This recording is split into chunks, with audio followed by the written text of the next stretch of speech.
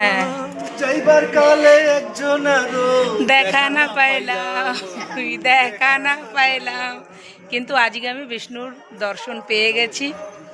আর এই দেখো, তোমরাও দর্শন করে নাও। জানি না কেন এই গানটা আমার খুব পছন্দ, ভালো লাগে। বুঝতে পেরেছো?